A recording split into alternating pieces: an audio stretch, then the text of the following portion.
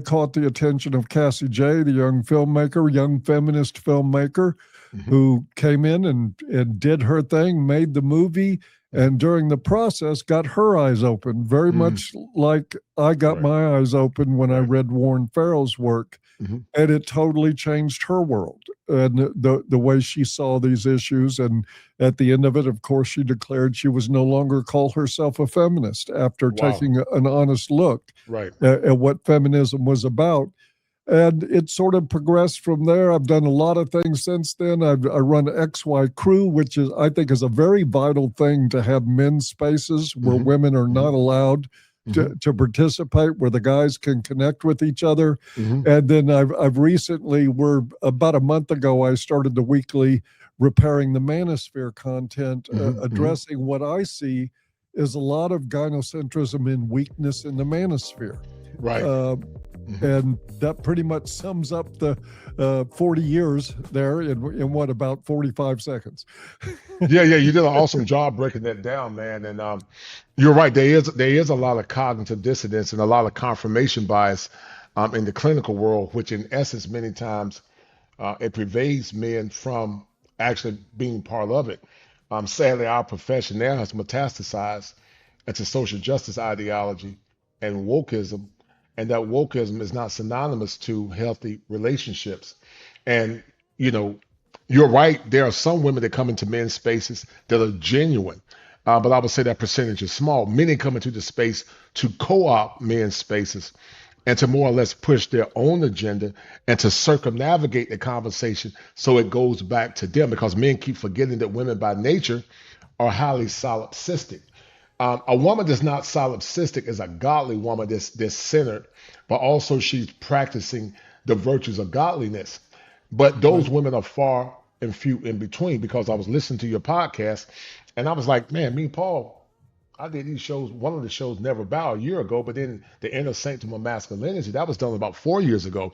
And I was speaking something profound then. And I had an epiphany, Paul, because I did grow up in church. I grew up in the Pentecostal church. But it was always this struggle for parishioners to call out maladaptive behaviors in women. And they always use men as a scapegoat to justify the pathology instead of standing on business and holding men and women accountable equally. And so because of that, now you're seeing marriage rates begin to drop. You're also seeing men leaving churches in greater masses, because men by nature are communal. And there was a time men could coalesce together, during war, during hunting, during war stories, during war trips or whatever, and we could just coalesce together. But now in many men's spaces, even in the broader media, it's like the host, I mean, I'm not against women being in men's shows, but the co-host or the host got to be a woman, and we never saw that. I didn't see that, and so men got to tap dance and be careful. You got a woman dressed pretty with provocative clothes on, and the men sitting back, and I'm tired of it. Let men have their autonomy, like The View. The View is all women. I don't have a problem with that. They got the right to have their show, and let men have their show without the influence of women. Go ahead. I know you're about to say something. Go ahead, bro. Well, no, I'm just going back to the church. I mean, I think it's for the past, I would say at least 30 years, maybe more like 40 or 50 years, the safest thing that any clergy can do from the pulpit is to bash men and praise women. That's what they've been doing. And they participated fully in this rift between men and women, the natural connection that we have to each other. The clergy has been just as responsible for creating more divide as the mental health profession and the media and our governance and politicians and especially higher education. All of these things have come together to force a wedge between men and women, and it is literally destroying our society. Yeah, it's destroying our society, man. And I've told some of my friends, and I said I know they mean well, but I said there got to be a de-evolution in order for this thing to evolve. And maybe it'll be the aliens when they do come, because the government they're talking about, they're gonna run a probe on some of these modern women. They're gonna find so much DNA in them that they're gonna create hybrids. And so Well, that'd be giving another chance for a woman to be a victim. And This listen, time it's aliens. At least they can quit blaming human men for a little while. I like that. I like that. That's a good one, man. But listen, let's be clear. You've been married for in a non-state supported marriage for so many years, and I've been married. I mean, fortunately, I got married at a time before I heard the knowledge now. But I've been married to my wife for 33, and we had our ups and downs. Awesome. But yeah, ups and downs. But there was a time where I said, you know what, something is wrong, man. I was like you. I said something is wrong. I grew up with 3 sisters, and my mom passed away last year, and I love my mom, bless her heart. But I said something is wrong. My inner masculinity was saying something is wrong with the current culture that we live in, because it's like I felt like I was always trying to do things to appease women instead of doing things and doing what's best for us. And then men have been conditioned to see women as sugar and spice and everything nice, and they're not. Women are human. Just like men are human. They're not these benevolent creatures from outer space. They're just human beings. They smell, they pass gas, they urinate, they defecate. They do just like you and I do. But this deification of women is not tied into rationality, because what it does, it keeps men in a stupor, and also it can keep men in a state of arrested development. I did shows years ago, and I used the concept. I said men should never fall in love, because when you fall in love, you're really telegraphing your own destruction. The scripture was clear when it came down to Samson. He said, cast not thine strength to a woman. But when you love your woman within reason, you still love her, but your love for her never supersedes your greater call and your greater purpose. Yes, Sam's scripture tells us that message with Samson, with David, with Herod. I mean, you go right down the line. The Bible is one allegory after another of men falling to women, losing their values, worshiping other gods. It is one story after another warning us against this, and yet we go into our church and we hear kind of the exact opposite from the Yeah, pulpit. yeah. I totally agree. I agree with you 100%. AWOL it's a new MGTOW. Dr. Helen Smith and I did a show, and I would say it's not the new MGTOW, it's part of the new MGTOW, because men are saying now that where there's a subsection that's walking away altogether, there's also a new awakening. In the Army, AWOL stood for absence without leave. But now men are not asking for permission to walk away. They're just doing it. And it's having a cataclysmic effect on dating and relationships, but also the population. When did you begin to see, Paul, the precipitous decline of relationships and how men interface with women in general? I think it was in the 80s for me when I noticed it the most. I came of age in the 70s. Men and women kind of liked each other back then. I mean, there were tensions, like always, because of our differences. Right. But there was still a general atmosphere of acceptance between men and women, and there wasn't all this overt misandry and men are pigs and men are trash. You hear a little bit of it, but it wasn't a prominent voice in the culture. Right. 80s was when the feminists came in and started taking over academia and over mental health training, all the education in the liberal arts. Feminists came in and started teaching everything from feminist theory. And then by the time we got into the mid 90s, it was on. There was an official war on men. End of story. It was declared men are the problem. And that was one of the not just developmental stunting that happened, but there became a mentality that men didn't have problems. Men are the problem. Are the problem, right. And that's even in our mental health. You look at what the APA is doing these days. Yep. You're right.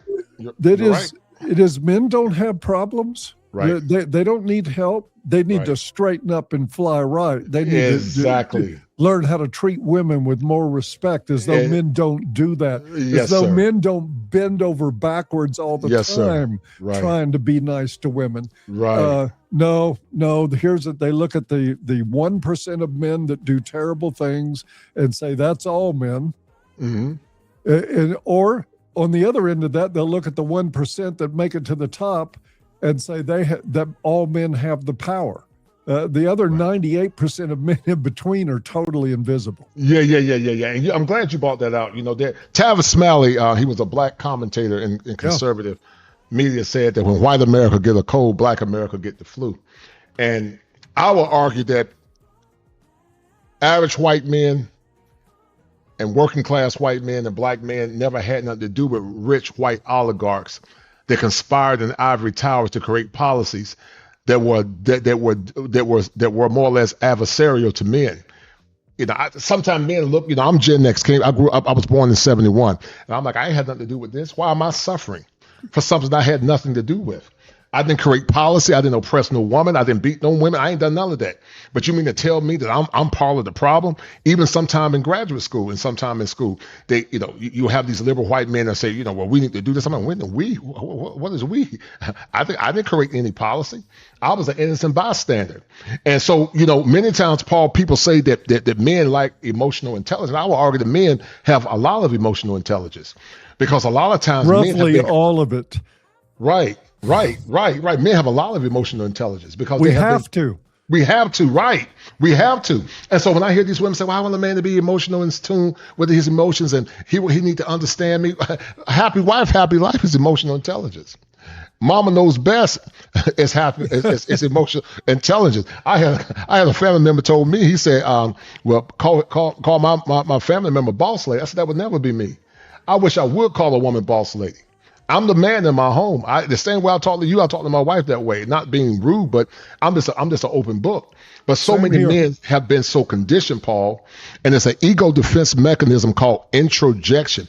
Introjection is an ego defense mechanism where the man tends to internalize the talking points of his mother, and then he identify with women talking points, and then when he hear a worldview that's antithetical to that introjection, he projects out of anger because he's not used to it. That's why I came up with the moniker called deaf. They deny the evidence, they become enraged when you present them with the evidence, they argue to ad hominem, or they fight you or flee. And I'm sure you've experienced that as well. For the whole time I've been doing this. I mean, and you can see it on full display across society right now. The last thing anybody wants to hear these days is the truth, which makes our job a good bit harder because there is a formidable resistance to understanding women's nature, the way they behave, and being honest about it. Because if you're honest about it, it means you hate women, which of course is not the trait. Not the truth. We have to be able to speak about these issues and to talk about them honestly, or there's never going to be a solution. And to be honest, I don't think there's going to be a solution to this until there's been some sort of social collapse. Yeah, I agree. That allows strong men to emerge and take control again. Because look, you don't have to like it. And I get why some women may not like hearing this, but without masculine dominance, there is no order. Right. And the result is chaos. Yes, sir. Man, I've said it several times. My premise was this, Paul, that in order to have homogeny, not only in relationships, but life, the woman has to be disciplined. The woman has to be disciplined. And then if she's disciplined, it creates order. If there's order, there's structure. And if there's structure, there's civility. But when I hear people talking about a community, you can't have a community without being disciplined. When I taught school, the teachers, the principal will say, well, why are these kids' grades not proper? Well, they're not disciplined. The scripture says if a man likes discipline, he'll bring himself to poverty and shame. And that's what's happening now. There is no discipline, but also there is no accountability. And I would argue, Paul, that the greatest issue to that is the pathology that should be in the DSM-5 called simping. Simping should be a mental illness, man. Yeah. Well, and the thing is, we would have to diagnose 99% of the male population with that. I mean, it'd be great for third-party billing, but yeah, that's true. Not so good for society. Yes, sir. When did you begin to see men simp like they are now? And I'm gonna pull up a clip. But when did men begin to simp the way they're simping now, man? When did they begin to simp, in your opinion? Go ahead. I think it's been about 200 years. I think it's been ever since we adopted the romantic model. And this is what I really try to stress to men and to anybody who will listen. This model of elevating a woman in importance and in effect making her the leader. She's the one that moral purity flows through, which of course is absolutely crazy, but it's crazy, right? That's been the model for about 200 years. And men have killed each other over insulting a woman with the truth. It is a pathology that got spread after the Industrial Revolution, when people started getting married based on feelings instead of the interest of a family and a community. And feelings, it was, to be real honest, it's about women's feelings. Yes. And that's why we have this high divorce rate. Women fall in love, they get infatuated. He's the best thing since sliced bread. And then after a year or so, the infatuation really starts to fade. And then they think, okay, well, I don't feel that way anymore, so the marriage has failed. Yes, sir. And now, because he doesn't make me feel like this special princess every day, then it's a failed marriage. I need to destroy it, break the family apart, rip the children away from their father. And then we wonder why they score poorly in schools. They don't have masculine influence. They don't get masculinity from the school. They don't get it at home because the fathers have been run out. You know, I think that's where simping came from. It came from the romantic ethic. And we need to, you know, at some point, I don't know how it's going to happen or if it's going to happen until it collapses, but we need to get back to the idea that when you create a marriage and a family, you better be dealing with two grown-ups. Yes, sir. That are bringing something to the table. Yes, sir. Yes, sir. I totally agree. And what do women say now? They say, I am the table. I am the table. It's all about me. So it's not about their children. It's not about their marriage. It's not about their husband. It's about me. Right. And then we say, gee, what's going wrong? Well, of course, when you base pair bonding on this asymmetrical relationship in which a woman, if mama ain't happy, ain't nobody happy, right? Which is a threat narrative put into a marriage saying, you better make that woman happy or everybody's going to suffer. So having relationships like that, based like that, is absolute insanity. And I think we're seeing it play out in 1,000 different ways right now on the streets, in our schools, in our governance, and everywhere you can imagine. We have this sort of we must please woman craziness dominating things. Yeah, man. I agree with you 100%. You know, and I use this as a moniker, you know, even though the Marines came up with a term called Semper Fi, always faithful. The modern man believes in semper. S-I-M-P-E-R. Yes. Semper Fi, always faithful to the gynocracy, man. Always tap dancing and doing what Big Mama says. And if you question that, you better get ready to fight. I'm there. I'm ready to fight. I'm a Marine. I'll fight. Listen, I've been fighting all my life, man. I fight because my whole point is, I strongly believe, Paul, that when men subjugate themselves under women's emotions and under their opinion, that they're not serving the Most High, they're serving her emotions. And I will argue, Paul, that men should be more concerned about God's judgment than to be concerned about a woman's feelings. Because when he stand before the Most High, God told the man to lead the woman, not the woman's emotion to lead him. And this gotten so bad now, Paul, that some of these women say that women created men. No, ma'am, no, you didn't. The original woman came out of man. A woman is just an incubator. Right now, Paul, you and I, if we are healthy, can impregnate we can start a whole nation without DNA.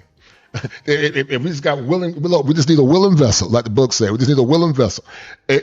Every man, you and I right now can impregnate 100 women that are ovulating, and they can all make babies. But a woman can't do that. So the God spark is not in the woman, but the God spark is in the man. But this deification of women, which is tied to occultic feminism and witchcraft, push the woman on top of the man, and the man's supposed to be subjugated to the woman. And the internet has been great for men because men there are waking up. Yep. They're waking up. Because I tell people, Paul, the reason why this whole conflagration came together, I think it's tied to Dr. William Glasser's premise. Dr. William Glasser talked about something called choice theory. He was a psychoanalyst, and he said that there are 5 elemental principles. I know you talk a lot about self-actualization with Abraham Maslow hierarchy of needs, but the premise of choice theory says that even though choice theory has its limitations, that power, fun, freedom, belonging, and survival are the archetypes that helps a man feel like he's thriving and living. Men have been devoid of power, fun, freedom, belonging, and survival. And now men are beginning to come back together to try to recapture that. And then on top of that too, like I told people say, well, the red pill hates women. No, the red pill doesn't hate women. No. The red pill was a response to the behaviors that modern women did to accost men. And that goes back to Dr. Irvin Yalom. Dr. Irvin Yalom talked about group therapy. I call it cyber group therapy because Dr. Irvin Yalom said some key and important things. He said that examining the evidence was part of group therapy. Catharsis was part of group therapy. Corrective recapitulation, which basically means to go back and correct the things of the past that held you a slave to your own mind. Comparing the evidence, that was part of group therapy. So men actually created cyber group therapy, comparing notes, comparing evidence, and coalescing together and realizing, I'm not crazy. I'm going to do the same thing. How would you respond to that? Go ahead. Well, first thing I want to say is that I highly recommend both Yalom and Bill Glasser to anybody, and even lay people. This is really great stuff. Bill Glasser's reality therapy book is one of the best things I've ever read. Yes, sir. It really breaks it down. It's utterly useless when it comes to dealing with women, but it's very effective for men because we are sort of reality oriented, facts and figures and making logical decisions. But you mentioned guys getting right with God and making that the center of their existence. And I even tell guys that aren't believers, man, you better find something greater than yourself to get invested in. Right. If a man without something greater than himself is lost, and I really believe that. Paul. And those lost men ultimately start making her the something greater to be attached to. Right. And she believes it. Women have come to believe that they are God. Yes, sir. I agree. I totally agree.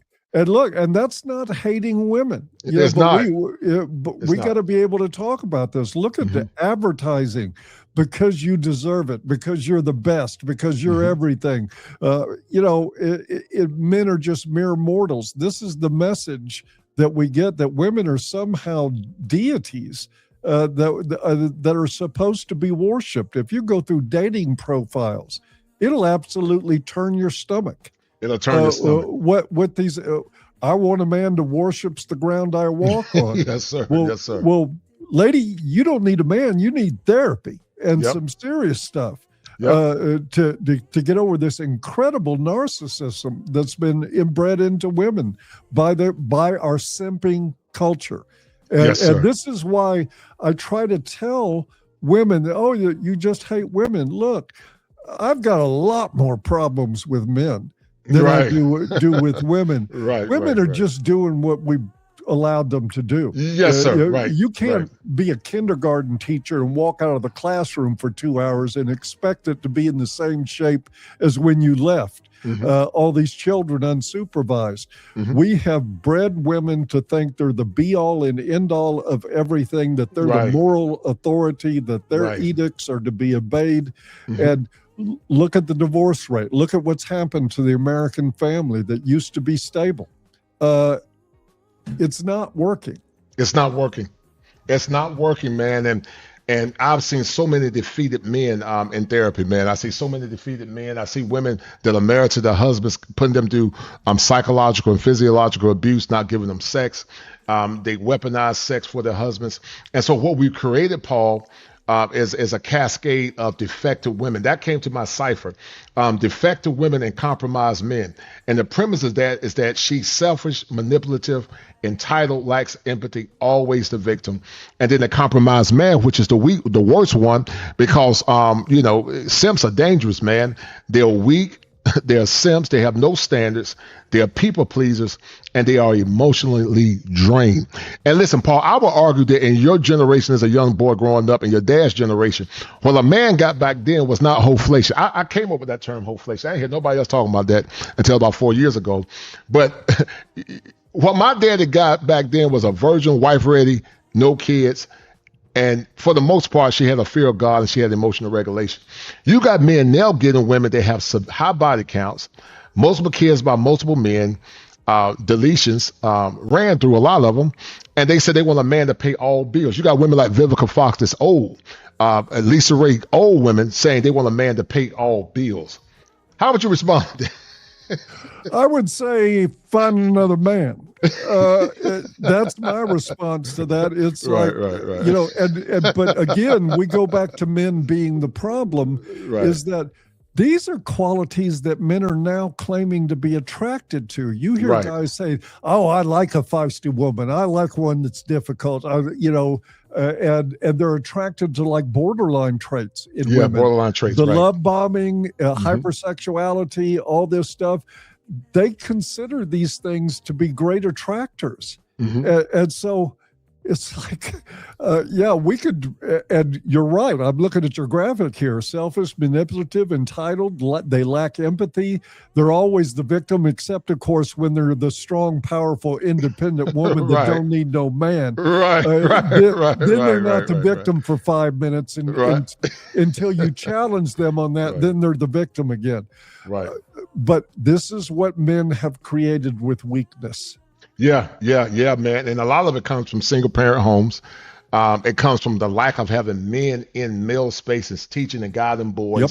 And a lot of men just don't have stand. I've had men, Paul, that I did therapy with, and when I was trying to lead them to the promised land, they had a simp psychosis. And they left therapy, man. They left therapy and got mad at me.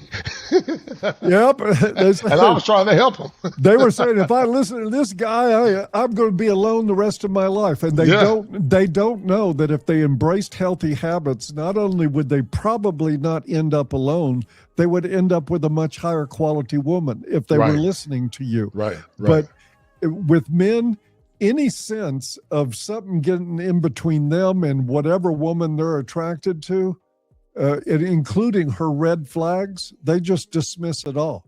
Yep. And they end up being saboteurs of their own ignorance, man. But a lot of men are waking up. Gen Z is waking up, and I said that Gen Z. And shout out to my man St. James Palmer for the $40 super chat, and also shout out to my man Ray Johnson, as St. James Palmer and Ray Johnson are the number one sponsors of the stream.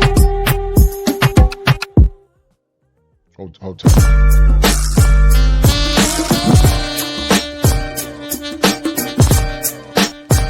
It's the money.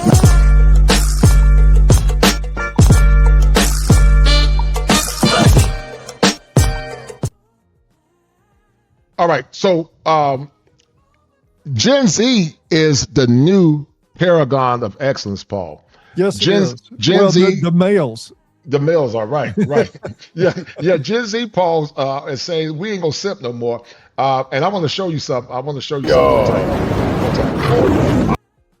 So when I did the show with Dr. Helen Smith, I created two terms. And I tried to contextualize it from the psychological. And one was called the unconscious simp. And that stood for, Paul, supplementing irrational male patterns of behavior. That's the unconscious simp. He's an unconscious simp because he don't know any better. He doesn't know because he's been clinically introjected. That's his ego defense mechanism. So he supplements irrational male patterns of behavior, meaning if mama's not happy, nobody's happy. I got to pay all the bills, working himself to the bone to please a woman, protect women at all costs, even if he loses life. She's a queen. Mama knows best. That's the unconscious simp. But the next one is something called the conscious simp. Adam was a conscious simp. What he did, he sacrificed important masculine principles because he was more concerned about her feelings instead of being concerned about his moral his moral imperative or his sovereignty as a man. What do you think about those concepts? Well, I think what we have, and again, I agree totally. Adam's original sin was that he let his wife lead. Right. That's right. That's right. That was the original sin. Now we have a new original sin now, and it's called being male. Right. The feminists have actually used the original sin model and placed it onto masculinity. This is how they get away with declaring us defective at birth. Right. But I agree that a lot of simping is unconscious, and it's just training, sort of brainwashing, especially into the romantic ethic.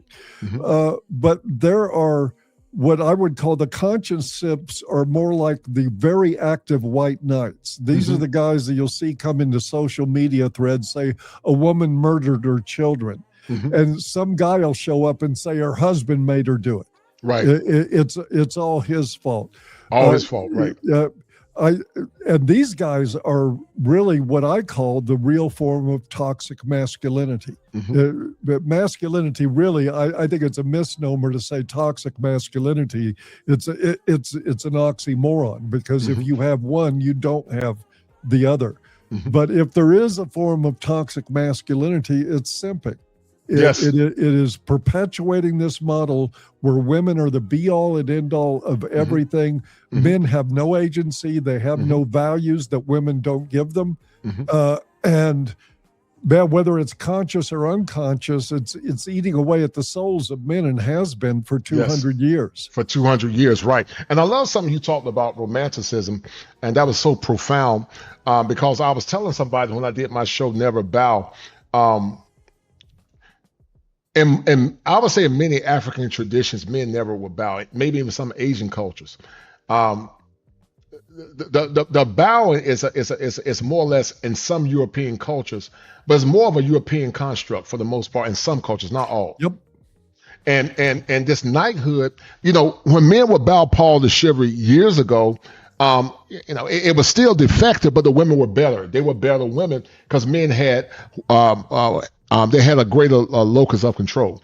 They could control the situation better. They had more power, and they had an infrastructure that supported chivalry. But now men are being chivalrous to women that don't honor them, don't respect them, Paul, and the dirty word that many don't like, obey. And they struggle, and so dealing with modern women in modern times, man, has made a lot of men saying, listen, American women just offer less, or average women offer less. And before I labor myself trying to prove who I am and give my best, I'm just going to check out.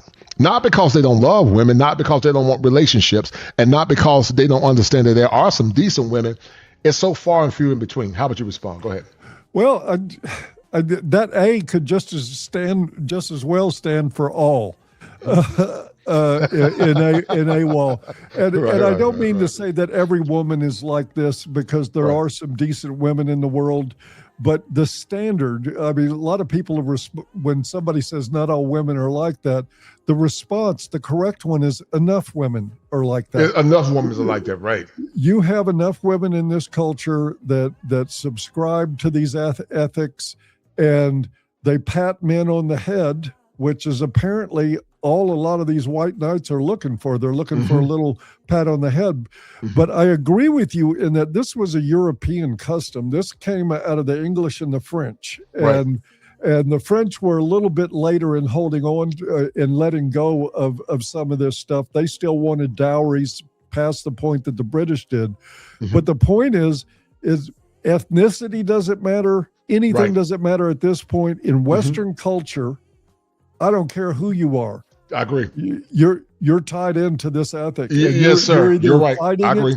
Or you're a slave to it. One of the two. Yes, sir. And I think that's honestly one of the few places that I don't want to say I'm happy to see it, but it's one of the few places that black men and white men can truly connect on. No, I totally agree. Right. Because I agree. we live in that experience. We live in that day. experience. Right. I'm with a great woman, 24 years now, but I still see that BS out there every day, have to deal with it in some way or another.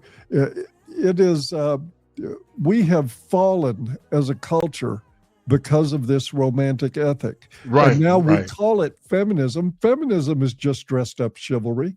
It's Right. all about women being more important and their needs and their Right. wants and their values, Right. taking right. precedence over Right. everything.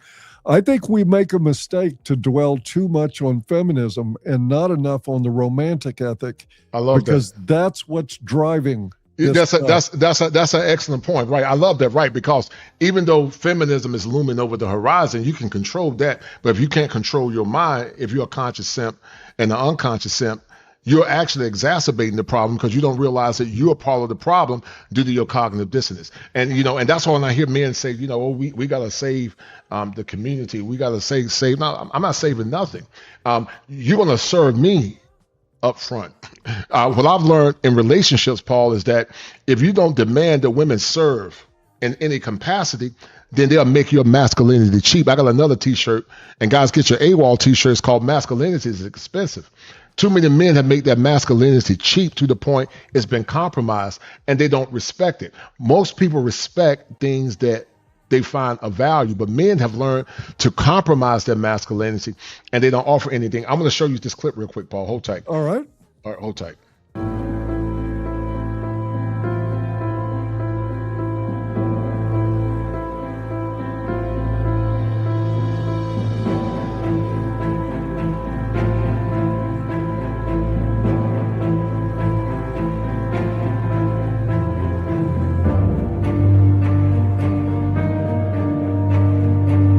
Now, when you listen to some of the vitriolic language of these women, they were all nasty women. You know that the feminists say I'm a nasty woman. Yeah, they're proud of it. They're proud of it. Go ahead, Paul. Go ahead, man. Yeah, I'm very familiar with these quotes, and you hear women all the time, and a lot of men say feminism is about equality. It's not. It was never about equality. It was always about superiority. Yes. It was always about privilege and entitlement. Mm-hmm. And I've got to point out, every last one of those women in that picture was white. This is where this is where this horrible twisting, and you take a bad ethic to begin with, romantic chivalry, and then you hand it to liberal educated idiots. Right. And they turn it into, I want to see a man beaten to a bloody pulp with a high heel shoved in his mouth like an apple in the mouth of a pig. Right. Yeah, that's a real equalitarian message there. Right. I'm really getting those vibes real strong. Right. This woman said it was caused by abuse of me. And that's that. Of course it was, Cupcake. Everything bad was caused by men. Right. And listen, Paul, you remember that song back in the day, man, called Everybody Plays the Fool Sometime. Oh, yes. Everybody plays the fool sometime, man. That's part of that paranoid persecution where it's always the man's fault. It's always men's fault. Or when women do come in trying to talk about what they want for a relationship, they somehow always try to co-opt it and to benefit them. And I'm like, listen, if you're going to be part of my kingdom, you have to be born again. I'm going to dictate the relationship. You can have say.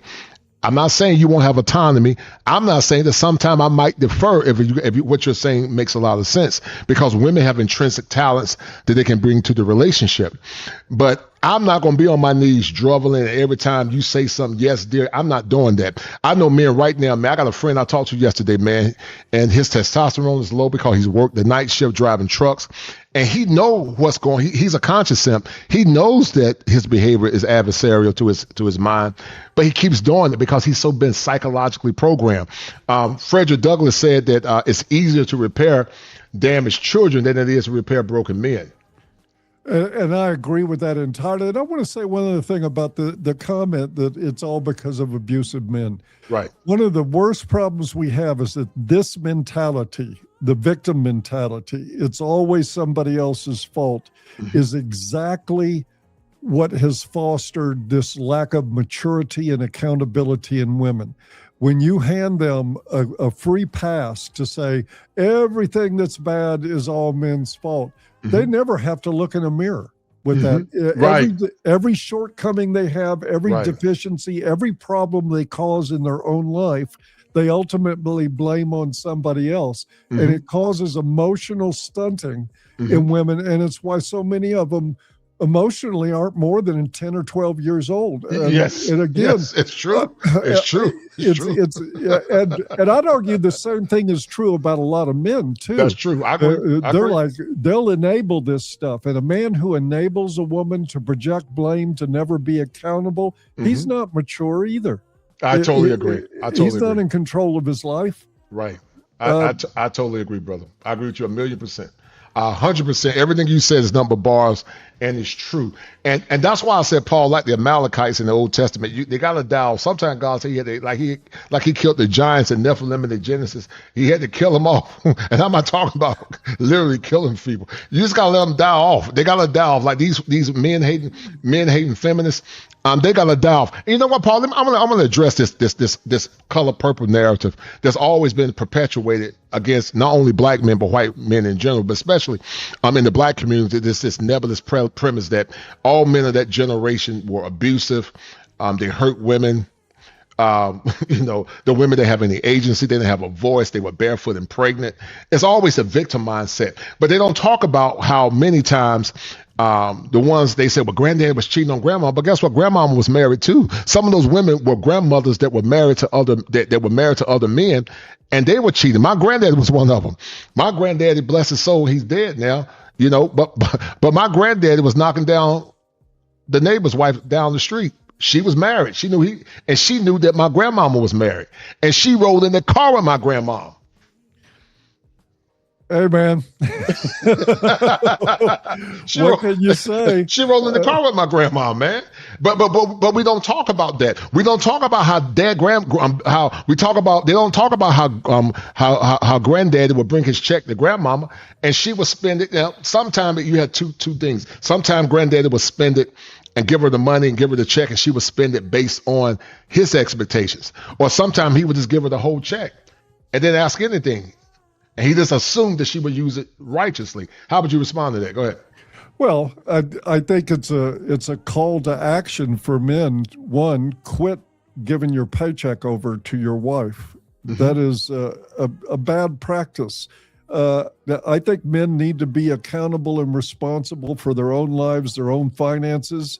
And when a guy just goes out and he works 10, 12 hours on a construction site every day and then shows up at home just long enough to hand her the check, and then he's back out the door going to do more work, he's going to come home one day and figure out that she ain't spending the money on behalf of the family.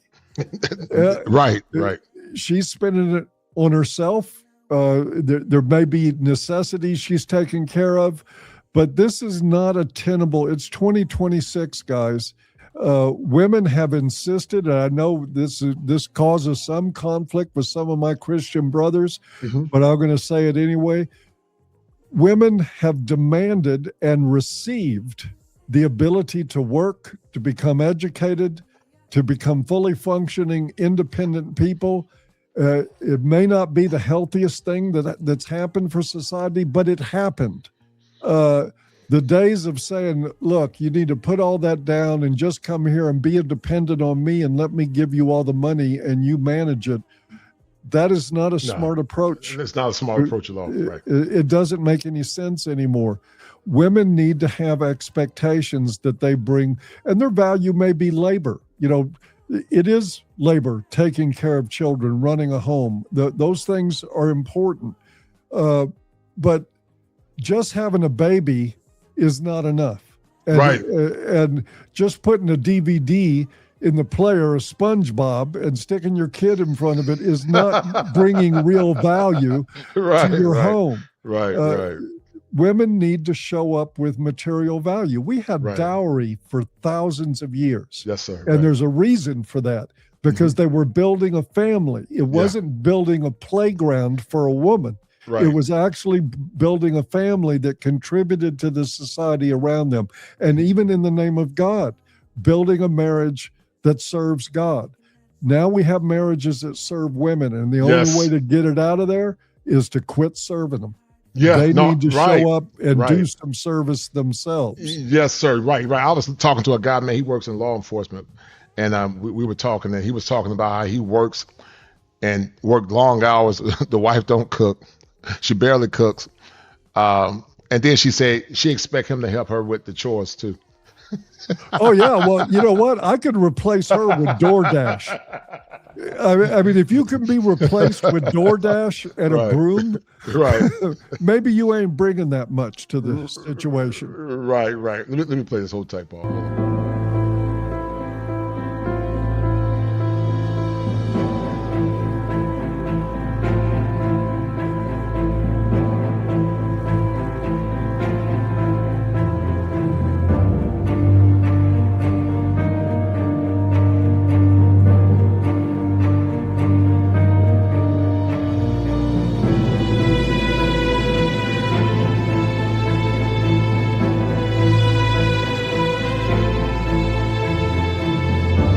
And I want to address something, Paul. In the old school, because a lot of this mess is Marxism.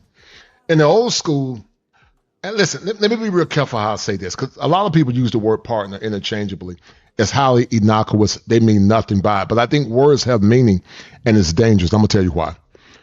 I didn't hear the word partner until I was in graduate school. I'm like, well, partner. I'm like, what is a partner? And I realized the partner actually came out of the alphabet movement.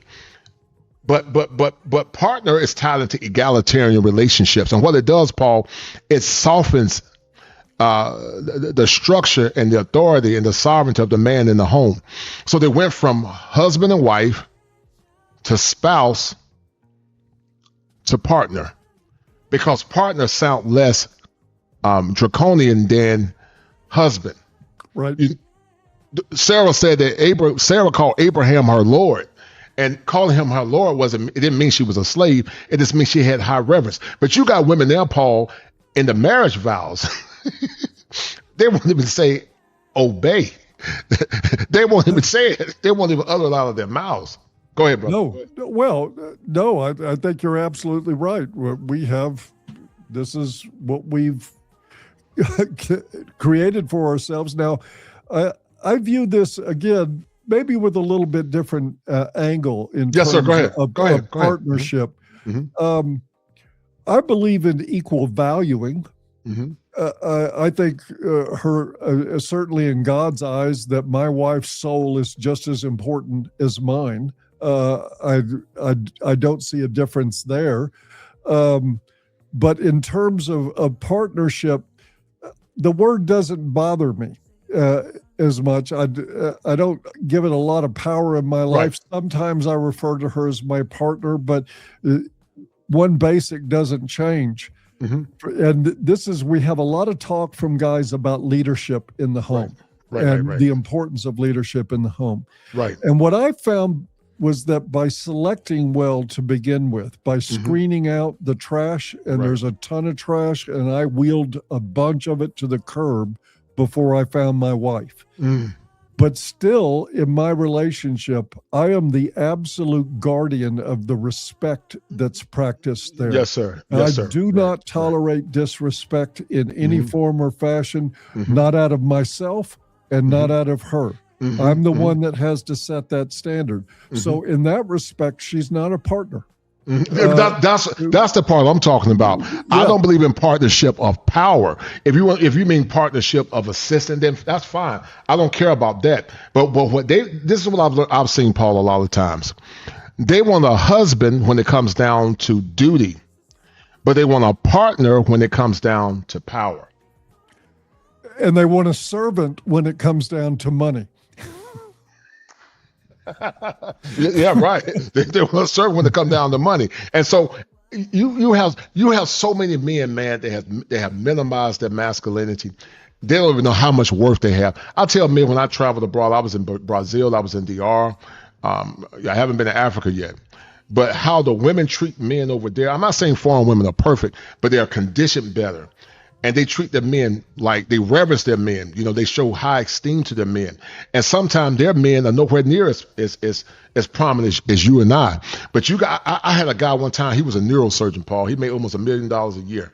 He didn't get no. He got sloppy sex from his wife, not the good kind. He got the Starfish John sex. She didn't keep the house clean. She didn't cook. And this dumb simp kept paying bills. He kept giving her power. And in that perspective, I never understood, Paul, how men will fight grown men to the death, but they're afraid of women. And I realized that it's psychological manipulation. And what a lot of women don't want, they don't want men to come into their evolution. They don't want men to know how much power that they have, because the opposite of hate is indifference. And if men begin to be more indifferent and just don't care, then the women actually lose power. They don't have no power but the power that you give them. How would you respond? And we're watching them lose it right now. You know, you're right about Gen Z men. They're not putting up with this stuff. None of them. They are really intensely anti-feminist. And, you know, you see clips all the time. Young men, some woman attacks them. That guy doesn't know anything about chivalry anymore. He'll like put her down right quick. He'll put her down quick. Don't think nothing of it. And I think that's what women need. Not that they need to be hit, but they need to expect that men will take care of themselves. Right. And that you'll get a lot less violence from women that way. If they have the expectation that this guy's going to, you know, smack me in the mouth if I go after him, they're going to quit going after him. Another thing I want to say, especially about the money, is that we're beginning to finally fight the war, what I call the entitlement wars. Yes, sir. Challenging women's entitlement. I wonder how many men, after 4 or 5 dates with a woman where they have covered everything, would have the guts to pick up the dinner check and hand it to her and say, why don't you take care of this one? Right, right. And I would say probably 98% of men would never dream of doing it. And they would consider you less of a man if you did, even though she might be a CPA pulling in $300K a year. Right. And he's a construction worker. He still thinks it's on him to do it. Right, right. I think we got to wage a war on women's entitlement. And that means when a woman hits a man, he needs to hit her back. He needs to defend himself. And I don't care. I know that upsets a lot of people. Equal rights, equal left. Equal rights is equal left. You put yourself in a man's place, you'll get treated like a man. That's right, right. And when you want to show up every night for dinner in a nice restaurant, bring your purse. Let me ask you a question, Paul, because I want you to add nuance to that. Because some people might say, Paul say, I'm not going to pay anything. Now, there's a difference between being the primary provider and sometimes also she taking care of things as well. You're not saying you don't take care of your woman. You're not saying you don't mind taking her to dinner. You're talking about women that have entitlement issues. Am I clear? Well, I'm talking about the general contract between men and women. Right. This one of... You've got to show up as a man, be prepared to take care of me, whatever I want. I need my nails done. I need this and that. I need you to take care of it. Men need to stop doing that. And I'm not saying I certainly contribute to my home. This place is mine, and I take care of my wife, and I expect her to take care of me in many ways. That's right. So this is not about I want a 50-50 down the line. She pays for half, I pay for half. Right. People work out different arrangements, but this general attitude of you owe me. And that's what women bring to the table now. Yes, their wants and needs and their wish lists from Tiffany's, and you need to get me this, you need to get me that. That mentality is sick. Right. It's totally mentally unhealthy. It creates to relationship breakdowns, but men enable it. So what I'm suggesting is, and I agree with your commenter there, Diane, if a woman acts like a man, treat her like a man. Right. That's what I recommend. And when they act like women, when they're feminine, when they bring that energy. And by feminine, I mean connected to men in positive ways. Right. Bringing their willingness to roll up their sleeves and do whatever to make a marriage work or a relationship yes, sir. work. Right. I love those women. I've got one, and I wouldn't do without one. But these women that show up with wants and needs and say, I am the prize, they got to go. Man, listen, everything you said, brother, is a mouthful, man. Listen, my wife, when I cut the grass, she don't have to worry about that. But there are times my wife will get out there and get dirty with me. I cut the grass. She'll help me wash the car because I'm 6'5". She's a hobbit. She's about 5 feet. but I'm 6'5", 6'6". I'm a little stiff. But she'll get out there and get clean, get dirty with me, man. You know, she'll get dirty with me. She don't mind going to war with me. And guess what? I don't mind going hard in the paint. But a lot of women now are so selfish that they don't think they have to add anything to the relationship. And that causes a lot of problems because this is what I've learned, Paul. In relationships where women have to earn the relationship or there's some visceral fear that man might leave her, she's more dedicated to the relationship. It reinforces her to work harder. But if you just give it to her without demanding anything in return, then she'll never respect it. Go ahead, brother. Well, I think that's spot on, 100%. And the way I play it out is that I wake up every day prepared to let it go. If that's what it takes to maintain my self-respect and to maintain a healthy relationship is to get out of it, I believe fully that anybody you can't lose will destroy you. That's right. That's right. Men need to wake up every day prepared to go it alone. Doesn't mean you want to. It doesn't mean you're trying to make that happen. You're trying to keep things together. But if she knows you won't leave, no matter what she does, she will never respect you. She'll never respect you. Right. I totally agree, man. I totally agree. And the biggest issue that we have now, Paul, is a term I utilize called taxation without representation. I call it the commodification of subjugation. Men are being taxed without being represented. You know, sure. There's no representation in the relationship. He's paying. Listen, he ain't paying a regular tax, Paul. Modern men now, Paul, are paying what I call the whole tax. They are paying the whole tax, Paul.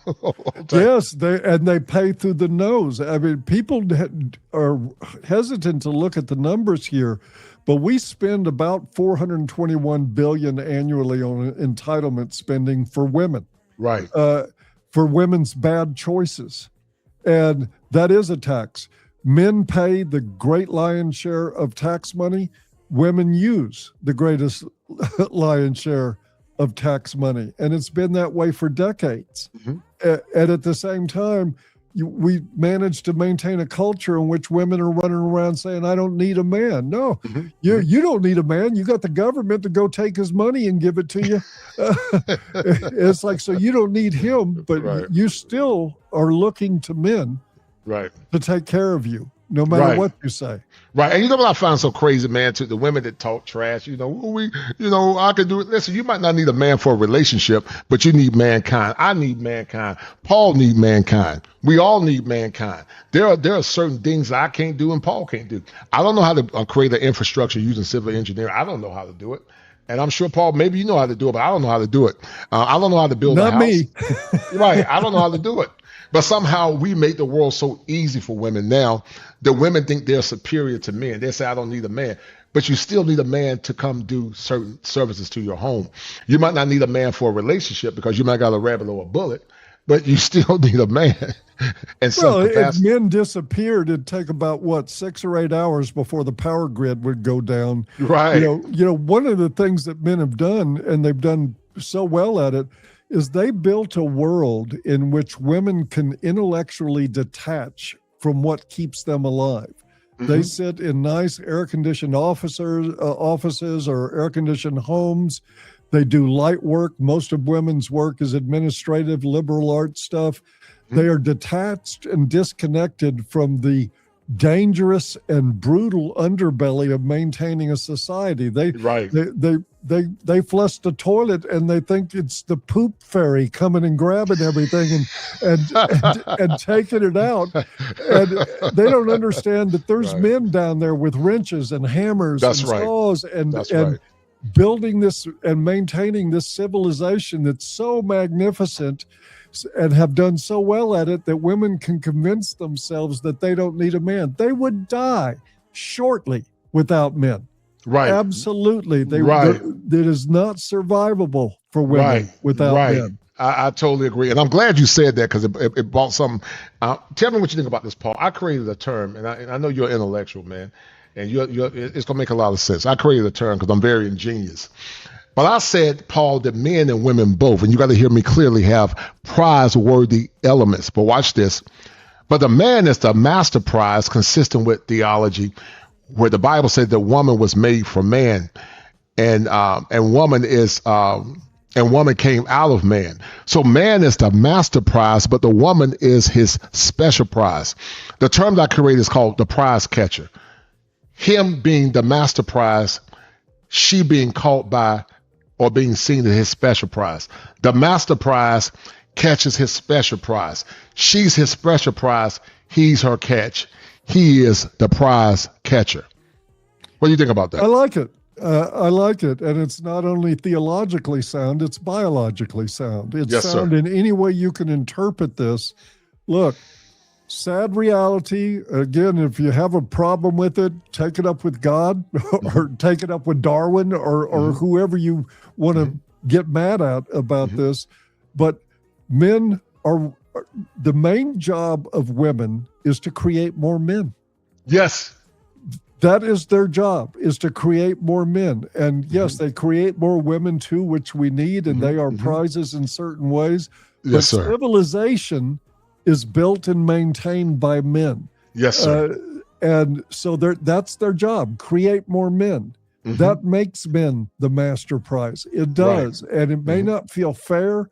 I can imagine if I was a woman hearing this saying, you know, you're the lesser of the two prizes, a lot of women are going to reject that out of hand. Doesn't mean it's not true. Right. No, it definitely doesn't mean it's not true. I mean, I would tell them get mad at God. You know, the Bible, that's like me and you saying that we're the prize over God. We're not the prize over God. We were made to serve God. But woman was made to serve God and man. Woman served man on the front end, man served woman on the back end. And the greatest gift that a man can give a woman, Paul, is his life. Greater love have no man than this, than a man will lay down his life for a friend. That's the greatest gift that a man can give a woman. That's the greatest form of simplify. You know, and I know the Marines use it for something different, but my point is always faithful. And, you know, for a man to lay his life down, and most men don't mind doing it. The problem is now masculinity is so cheap, men don't demand anything. There was a black guy that lost his life in Arkansas, Texas, trying to break up a domestic dispute. But now he's dead. Yep. So many men have died, Paul, trying to defend the honor of a woman, like you said, based on that nonsense called chivalry. Let me show you something real quick, because this proves my point about what you were saying about romanticism and hold tight, romanticism and why men need to get out of that. Hold tight. The guy I'm talking to sent me money for groceries, $300 because I didn't have any food.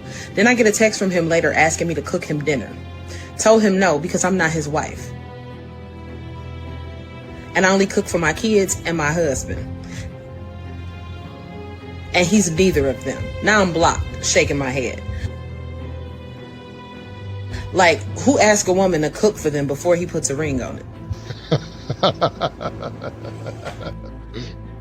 Oh, yeah. Feminists are mainly white, middle-class female liberals who have no idea how the real world works and yet want to advise you on how to live in it. You can now wait till 40 to have a baby, freeze your face, work in an air-conditioned office, spending money you don't have, marry someone to pay it off, divorce him, put him on alimony and child support, get a Roomba, abort your kid, have unprotected sex on camera, get paid for it, order any cooked food to your door, get a self-driving car, and then complain to men that they caused you to be lazy and fat. You win. You guys will never be happy until men are nothing but empty shells. Feminism has empowered women to destroy this country through the death of 1,000 cuts. Feminism is not about equality, it's about insidious domination. It has been a slow creep to where women are complaining about their non-existent oppression. I am curious to know feminists' plan when men refuse to stop providing, protecting, and maintaining the civilization you enjoy corrupting. Feminists are about to f*** around and find out. This black woman,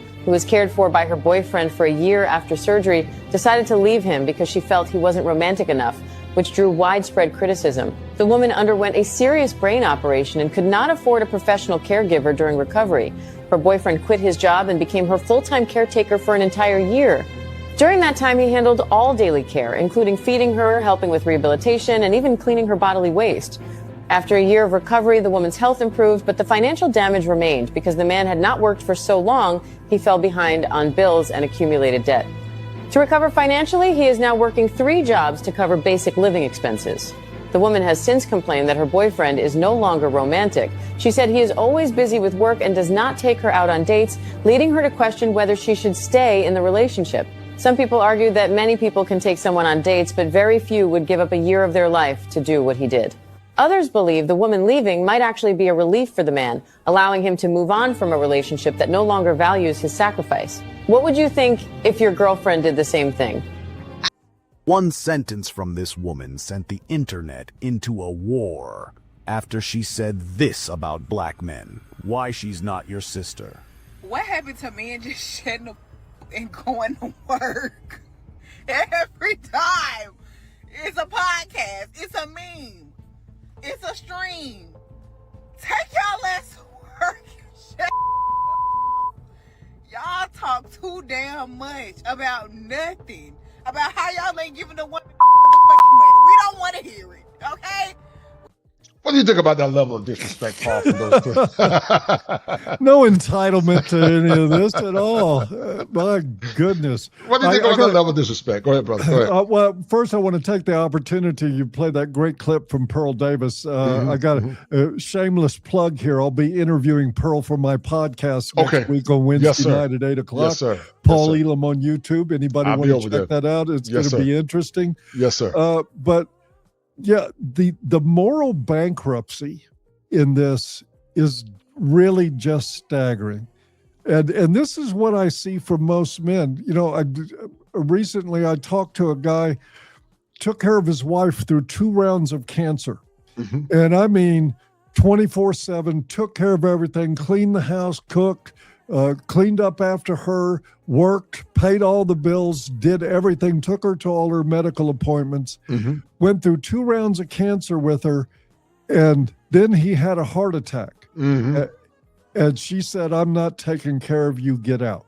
Oh my goodness. Are you serious? I am dead serious. Oh my goodness, man. Paul, come on, brother. Yeah. And Wow. it is, we are being, and we volunteer for it. So again, I'm not trying to rescue the men from this, but the exploitation here is just shameless. It is shameless, right? You're here to take care of me. I don't care what it costs you. I don't care if it costs your career. I don't care if you get in debt. I don't care if you don't have a nickel to your name when you're done taking care of me.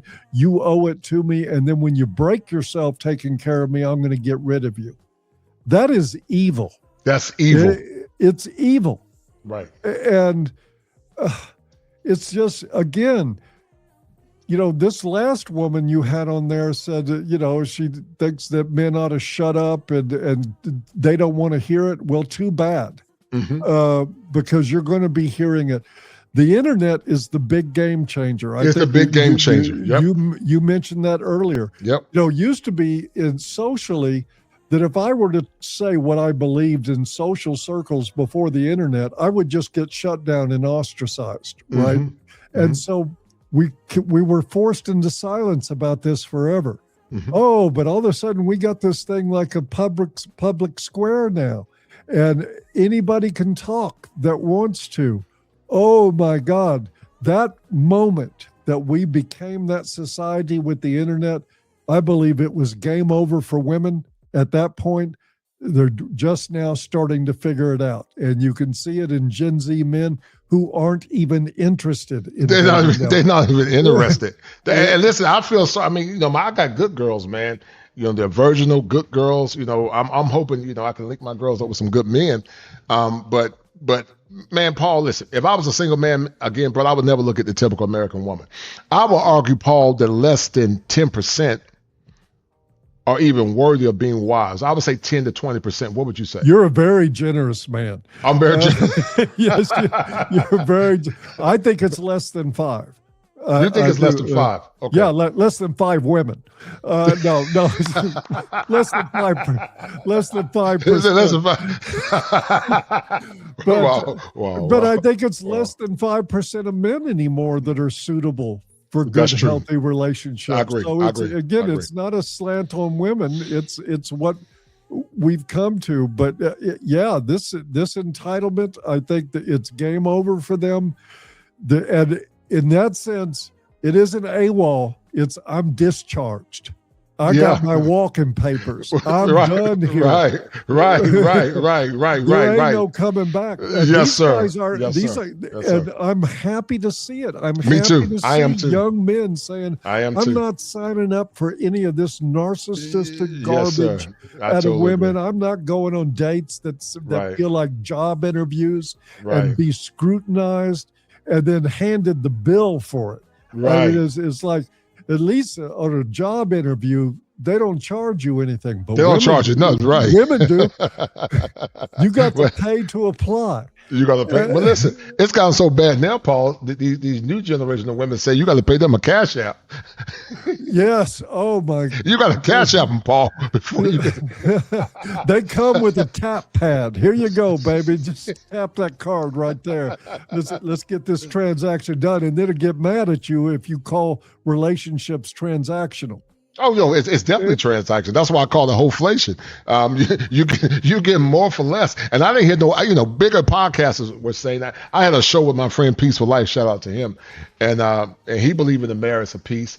And he was talking about relationship capitalism. And then I parroted that with wholeflation, because wholeflation says that I'm going to give you less, but I'm demanding more. Look at what your grandmother got and what your grandfather got and what your father got in general. Most men back then got women that were virgins. They got virginal women. I mean, they were virgin, wife ready, no kids, and they understood the assignment. Men now are not getting there. If you get a woman with been with under 5, you got a unicorn. That's a unicorn. I've heard guys, Paul, tell me about women they say if a woman got 30 bodies, that's low. I want you to listen to this whole tape. Wanted a good black man. Right now, too many grown women saying, no, hookup culture's okay. Yeah, baby, get what you need to get. They already ruined their lives. Don't let these grown 30, 40, 50-year-old single, bitter, jaded women ruin these young 20-something-year-olds that actually still have a shot. These young 18-year-olds that still have a shot. That's how I feel. And that's the problem. There are too many women that are out here ruining the shot for young women because we're not being honest. We're saying, no, baby, you can be sexually liberated. You can go on this sex walks. You can feel good inside of your body and you can do whatever you want. What life do they have that you want? The women that are saying this, they're single and jaded and bitter, the majority. Are there exceptions to the rule? Yes, of course there are. There's always an exception to the rule, but we don't speak to the exception. We speak to the majority. And the majority of women are getting used up and recycled by a bunch of different men that are never going to wife them. They don't want to marry the man that is actually good for them because he doesn't look good. And the fact that the 4 6s is what matters the most to a woman in 2026, that's the problem. Yeah. The measuring stick is so low. I just feel like people... Yes, what you're saying is true. Understand that's not what people do. I ain't gonna tell people what should anything. All I'm saying is if you choose to be a sexually liberated woman, the odds of you marrying, being chosen by a high value, high earning, masculine man is a steep decrease. The more men you've slept with, the odds are even worse. That's just what it is. And now, I like what you're saying, Paul. That's what when some traditional conservative women, and I think she means well, but I think we got to be careful truncating men based on high value, based on money. I couldn't agree more. Man. I think it's disrespectful to some degree, Paul. Go ahead. We got to get through the code speak. High value man means more of this. Right. It's like you're going to take better care of me. And this is why I'm not particularly more trustful of conservative women than I am liberal women, because they're feminists. Yes. To a core. So many of these women that are anti-feminist, they're saying, oh, feminism's terrible. Women have done this. But I want a high-value man to romance me and take care of me. They're running on the same script. And when push comes to shove, they're feminist. They don't want to give up. I watch them on Fox News. They talk about being anti-feminist, and but they don't want to give up that power. They don't want to get the power up, and that's the key defining point. Or they want the relationship on their terms while proclaiming themselves to be godly women. True women of God do things based on godly principles. She follows the man leadership, but you're correct. You got a generation of simps that don't know how to lead. They won't lead. They're afraid to lead. Listen how this woman disrespect her husband, Paul. Hold on. That proved what most masculine men knew, and the internet went crazy. 4 keeps TV. Boy, you ain't gonna do shit but shut the hell up and keep paying these bills like you always do. I'm gonna make some dinner. The guys can put the rest of my stuff together, so I'm gonna cook for them. Fuck you mean you gonna cook for them? These men is working late. You know what time it is? I'm gonna feed these men. They ain't eat shit. Okay, them niggas should have ate for their game. You working for money, not food. Come on, dude. You know it's called hospitality. Like, be for real. Don't start with that insecure ass shit. That ain't hospitality. You doing too much. Man, Doing too much. y'all eat tacos? Nah, they don't do that. Man, listen. Nah, y'all good. I'm finna cook y'all something. Like, these men doing me a favor. You cook them some shit if you want to. Boy, you ain't gonna do shit but shut the hell up and keep paying these bills like you always do. Don't forget who run this shit. Hell, you talking about? Fuck off my phone. Say that's the bias. I probably.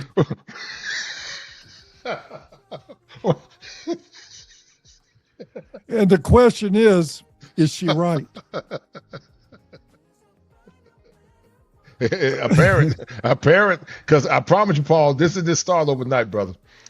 This didn't start overnight. This he saw the red flags early on, but he chose to ignore them, in my opinion. Go ahead. Well, yeah. I mean, again, the fact that he's even still talking to her, right? I mean, that phone should have gone dead the moment her mouth started running. Right. But this is, unfortunately, men have come to expect this as the new normal. In a sense, it is kind of a new normal, which is why I have very little sympathy for men, because they put up with this. And I say this as somebody, I simped the first half of my adult life. I was total simp, man, terrible. But at some point, where is your self-respect? Where's your self-respect? Right. And a guy that is allowing a woman to talk to him like that and still paying her bills, man, you whatever he gets, he's got coming to him. Well, but they're compromised men. They're probably raised by single moms. A lot of them, they're compromised. I'm gonna say this, and I know you got to go. I'm gonna play this little small clip, and I know you got to go. I enjoyed this. I'm looking forward to doing the show with you at some point too. Absolutely, I would love that. I would argue that the average man has never had an orgasm. You might say, well, what do you mean by that? That's stupid. Well, I'm gonna explain. The average man has never been stimulated by a feminine woman that was kind. That's what I'm talking about. I'm not talking about a physical orgasm. I'm talking about a mental orgasm where he's been around raw femininity that makes him feel good. And so what's happening now is that men are beginning to go abroad and go overseas to get that raw femininity. And what's happening, Dr. Smith, when these men come back, they're actually having a catharsis because they've never gotten that. Here's why she is afraid. Babe, be honest. How many women have you been with before me? What's your number? 5. 2 serious relationships, 3 casual dates. What about you? What is your number? Why does that matter? The past is the past. Stop being so insecure. It's different for guys. You shouldn't ask a woman that question. So, you want my history, but yours is a secret? Huh? Sarah, when I buy a used car, I ask for the Carfax. I need to know the mileage and the accidents. I don't buy a car blindly, and I definitely don't marry blindly. Did you just compare me to a used car? I am a human being. My past makes me who I am. If you loved me, you wouldn't care about my history. You are applying for the position of wife. Wow. In the real world, no CEO hires an employee without checking the resume. Right. If you hide your resume, it's usually because you're unqualified for the job. You are a misogynist! You verify everything! Where is the trust? Trust is earned. Data is verified. So one of the biggest issues, guys, with this whole body count situation, the body count thing, is that women don't primarily understand male psychology. Men by nature are wired to conquer. Men by nature are wired to protect the things that they love. And the whole issue with the sexual revolution is that the sexual revolution told women that they can live like men, act like men, and assume that all men are sleeping around with multiple women. But that's not the case. And when that happens a lot of times, women have what's called a cognitive break because they understand at a very visceral level that their behavior is bad, but they don't want to deal with the consequences. This is another keeping it raw with kosher moment. And where truth is stranger than fiction. Every brother, would you tap another brother and say, I should have listened to her? God help me. Old saints, y'all forgive me, but I got to tell you, these hoes ain't loyal. Pastor Jamal? I'll forever submit. This is what we talked about, Paul. Listen to this. I'll forever submit to you. I'll forever submit to you, Miles. I'll forever respect you, Miles. I'll forever honor you, Miles, as the head of our home and no other. There is no other, there is no one, no plans of hell will ever prosper in our marriage and will ever hold me not to be a wife that is a Proverbs 31 woman. I will become that woman that builds the home as I follow you, as you follow Christ. That is the only thing that we will do in our household. And I promise and I vow that in heaven, they hear. On earth, I declare and decree, I shall be a submissive wife. Now look at the difference, Paul, between that woman's demeanor. That's a woman that hasn't had a lot of trauma. She's probably a virgin. She haven't been ran through. You know, her eyes ain't looking like good father, right? Yep. Her eyes are not spinning like some on the Twilight Zone for all that DNA in her brain. And so women, that's why I say, Paul, that if a woman doesn't have emotional regulation, if she doesn't understand structure and order taught by her father, because the father is the bridegroom, he's the groomer, but then the husband is the bridegroom. The husband continues the traditions of the father. Now, women don't like the term, Paul, when it says that a man is supposed to groom or teach his wife. They don't like that, train. But we all are trainable. Men have to be trained by master teachers. And we all get trained when we go to school, but somehow when it comes down to a husband training them or grooming them, it's a problem. That woman, because she hasn't been ran through, can pair bond with a man. She has a higher chance of pair bonding to orgasm, but women that have had several partners a lot of times probably have what's called oxytocin abuse. You know, they burnt out. And you're not getting nothing special. You know what I find so crazy, Paul? They want to wear white dresses and be treated like princes and treated special. You're not special. You know, that white dress does not look good with that run-through stare you got on your face. It just doesn't match. Right. What'd you think about that clip real quick before you go, brother? It is refreshing to know that there are still some people out there that get it. And it's encouraging. I wish it was the standard, but the reason we're watching that is because it's the exception, unfortunately. It's a rare exception. It's a very rare exception. God bless that woman and that man for setting things up the way they're supposed to be set up. I love the fact that she embraced her submission as a form of strength, which is what it is. It is. It's a form of strength, right? And look, people can get mad all they want to, but look, we all train each other how we're going to be treated. We all train each other. Yeah, I 100% agree. Right. That's part of being a human being. We show people how we're willing to be treated, how we're not willing to be treated, what we'll tolerate, what we won't tolerate. We literally train everybody how to treat us. And you can be offended by that, but again, you know, take it up with God, take it up with Darwin, take it up with another way that you can make sense of it. But this is what we do. You said something before you go, Paul. You said that you were a recovering simp. And you said that you found you had to go do simp recovery. You had to say, God, grant me surrender, help the things I cannot change, but the knowledge and courage to know the difference. Tell the audience real quick about your simp story and when did you have your existentialist moment? It really came for me after I got red pilled. I got first red pilled in 93. It was probably 2004, 2005 before I finally digested that red pill. But I came to a decision that I was never going to do anything ever again the same way with women. I was through trying to impress them, through taking care of them in the ways that modern women want to be taken care of, which is basically being indulgent and pampering them and whining and dining. I'm not talking about taking care of them in the way of building a home.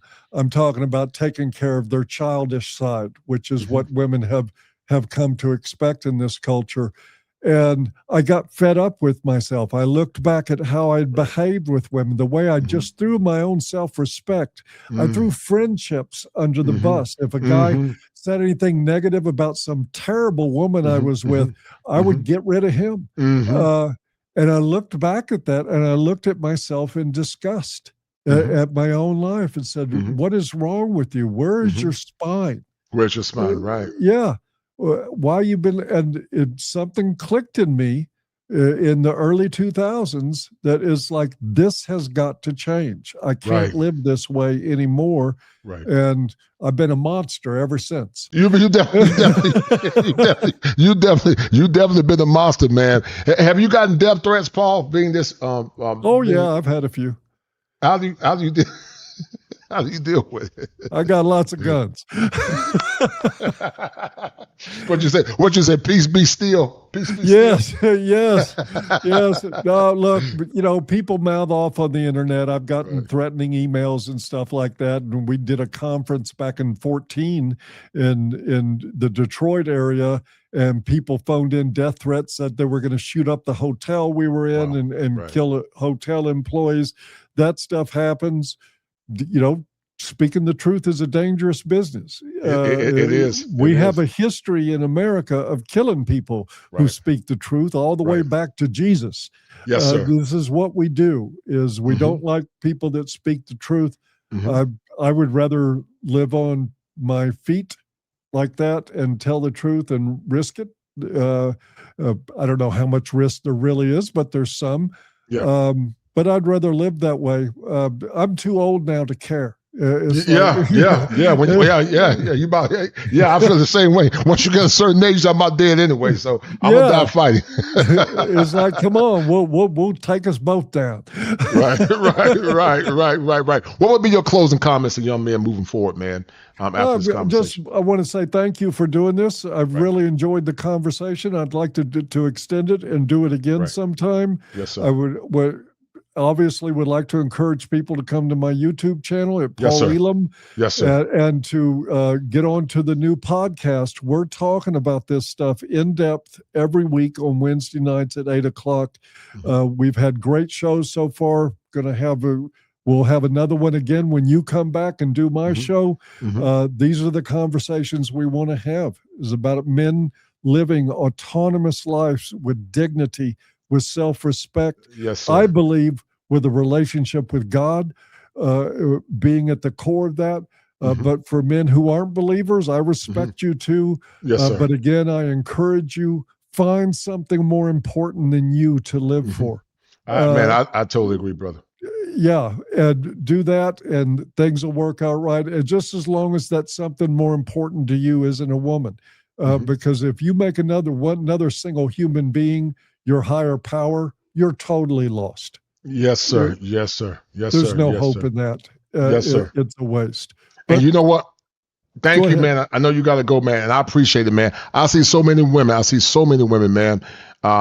They drunk the Kool-Aid. They didn't reproduce.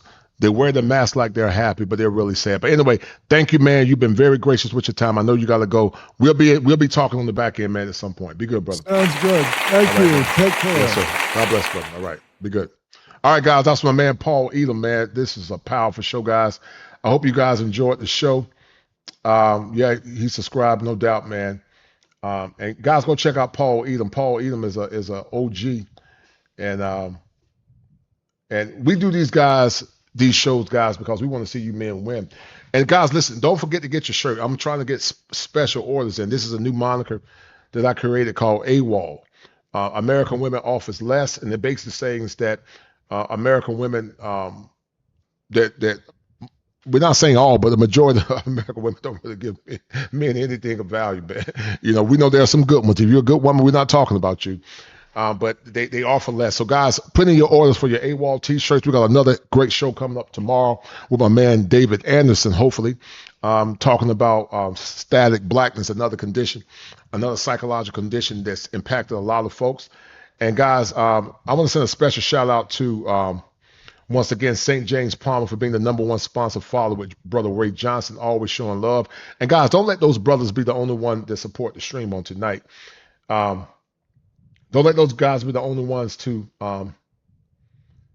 support the stream. So we're gonna sign off. Actually, I'm gonna play a little bit of this clip of Dr. Helen Smith. Hold on for a minute. Hold tight. He feels bad after the fact, but he has very porous boundaries. And many times the contraceptive, Dr. Smith, has what's called, if I ever write a book, I'm gonna put this in my book too. The next one, contraceptive. He's been conditioned, through a concept called introjection. And introjection is something that happens a lot of times with young boys when they're being raised by women. So that's the unconscious self. He supplements an irrational male pattern of behavior. And what it does, it creates a disbalance of power. And then the next one, Dr. Smith, is called, because if I ever write a book, I'm gonna put this in my book too. The next one is called the conscious simp. The conscious simp understands what's going on. Adam was a conscious simp. He knew that, he shouldn't allow his wife's emotions to get the best of him, but he did. So the conscious simp, what he does, he sacrifices important masculine principles to appease the woman. He's aware of what he's doing, but he does it anyway because he doesn't want to make her upset. So you got the unconscious simp, many times raised in single parent homes by mothers, and then you got the conscious simp that knows what he's doing. He feels bad after the fact, but he has very porous boundaries. And many times the conscious simp, Dr. Smith, has what's called insecure attachment style. His attachment style is very insecure, so therefore he doesn't have boundaries. He want to make everybody happy, and this is very problematic in relationships because in healthy relationships there are boundaries. What do you think about that? Oh, I think you're absolutely right about a lot of those things, and I talked to a lot of men for my new book, and they talk about being raised by, say, a single mom, and a lot of men have internalized the single mother's way of emotional, they've internalized what it is to be a woman because they don't have that father figure in the home to show them. What do dads show them? We know that dads show boys how to have boundaries and how to act as a man and how to deal with anger and how to, just how to act and behave in the world. And a lot of those boys don't see that. All they see is a feminine way of behaving. And one of the guys I talked to was telling me about how he'd see men out there screaming and carrying on like women, and he sees young boys acting the same way. And it's because they're not really around those role models, whether that be at school, whether that be at home, where they can see how would you act as a man. So I think you're right. There are a lot of men out there, and I think simping. I think people placate women because they don't want any trouble. And the thing is, you have to be strong enough to deal with trouble. You have to, as a man, trouble, you just have to understand. And I think men do have a hard time. Like, there's a saying in a Psychology Today article that said that men will do anything. They will contort themselves in any way psychologically so that they don't get a woman angry. And I think we need to change that because we are so afraid of making a woman angry. Even people yell at me for making a woman angry. I'm sorry. Right. So what? What if a woman's angry? We need to learn to tolerate that. And people go on that, women can't show anger. My God, I've never seen so many angry people in my life. These women today are the angriest people I've ever seen. Very free. Yes, ma'am. Yes, ma'am. And take a man out and do anything and hit a man or whatever. And men are just taught to retreat. And I think that's a very difficult combination with women going forward with their anger. Women are being taught to act like the men that they think they should be, not what men truly are. Most men I know are fairly gentlemen, or they're people. Especially a bigger man has learned to be more of a gentleman. Right, that's true. Very free to attack people, to scream, and to yell at society. Says that's okay, but if a man shows the least anger, somehow he's an abuser. He's horrible. And I think we're so afraid of male anger, and we're so conditioning of female anger and saying that that's okay in our society because we are trying to empower women in this false empowerment. It's not empowerment. It's about driving men away. And I think that's what your shows are about. They're about how women are driving men away and men are retreating and they're just doing their own thing. But at the same time, it's driving people apart. And it makes for a very difficult society, and we don't trust each other anymore. And I think it's harmful and it's sad. And I think also, Dr. Smith, if you look at, and guys, go check out Dr. Smith's book, his site. Put the link, Dr. Smith. You have the link to your books. I'm gonna let the guys go get your books, and I can put it up for you. But this has been going on since the advent of the 90s, the 80s with Oprah and Dr. Phil and Sally Jesse Raphael. So that's why I say it hadn't gotten better; it's gotten worse. So when you see a cancer metastasizing, it's not that you're saying that I'm gonna hope that the cancer goes away. You just realize that it is what it is, and you're going through an existentialist crisis, and there's nothing you can do about it. And so, what a lot of men say, that in order for the crisis to change, then we can either burn the cancer out, or we got to start all over again. And that's what a lot of men are saying. We're to start all over again. Maybe the next generation will get it, because men want to be happy. They want relationships. They want marriages. But this new generation of men now, they don't care about that stuff. They don't care. And I've talked to young men, and there's 2 chapters in my book, and this is the new book. It's his side, and there's his side, yes. Young, middle-aged, and older men. And 2 of the chapters in there are about young men, particularly for there's a chapter on regular guys, and then there's a chapter on fraternity men. And all of these guys, these young men in their early 20s, they understand what's happening.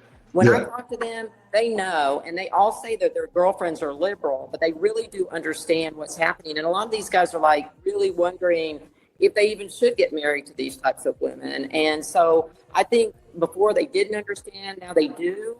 And, I think that awareness and that education and helping men, like in the way you're trying to help men, I think that men are becoming more educated.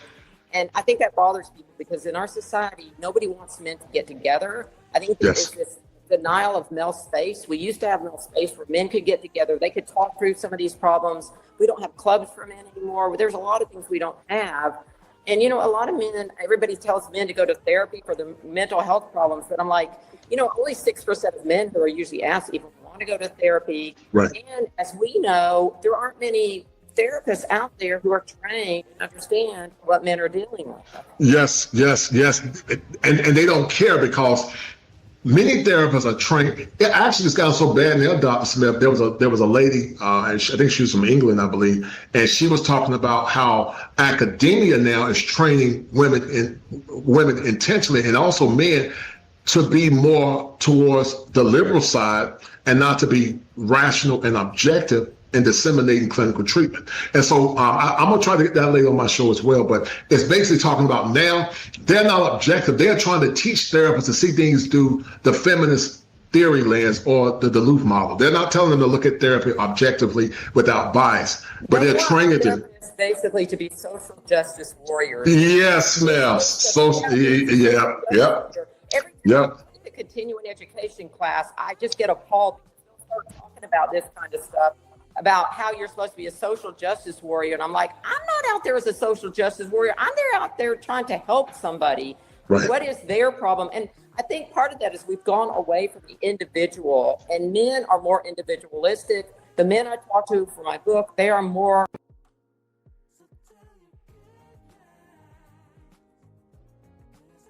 We're going to end it here. Thank you guys for tuning in. Shout out to my man XL Pro in the house with that $10 super chat. Shout out to my dear brother XL Pro showing some love on tonight. Shout out to the #1 sponsor all the way from Rockaway. I'm gonna say Rockaway, New York. My man St. James Palmer, and all the way from the West Coast, brother R. Johnson. Man, I really appreciate you guys for tuning in. Guys, I hope y'all enjoyed the show. Please hype the video.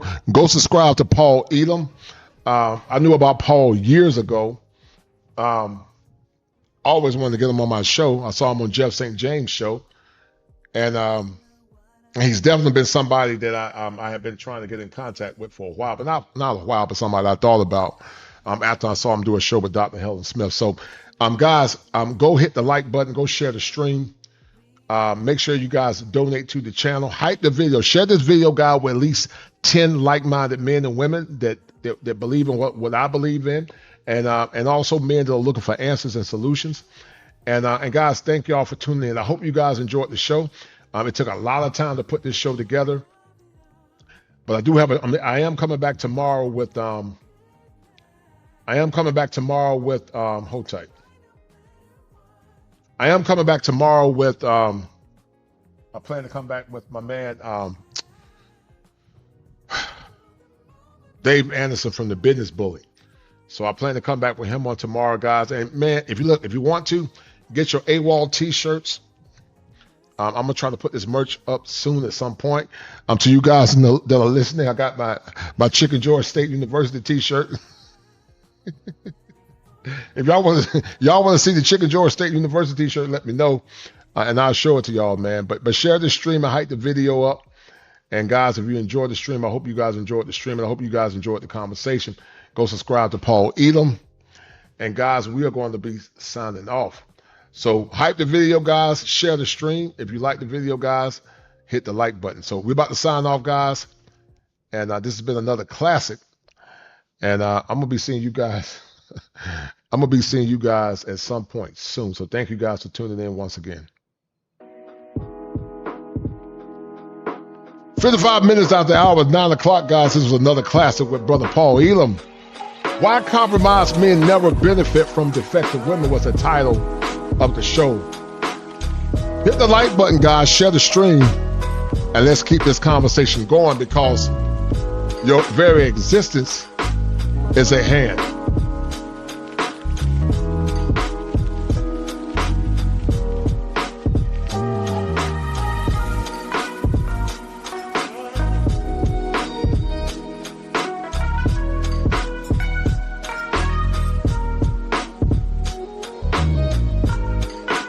Bringing it to you live once again from the greatest state in the Union, the Tar Heel State, where the topography is serene, pristine, and verdant green, where every day is Father's Day, and where manhood is part of hills and valleys, victories and failures, and whereas men, we don't agree on all things or ideologies, but tonight we come together as allies of a common cause, only to dissipate once the crisis is over. Now listen, I'm about to drop some fire for your mind.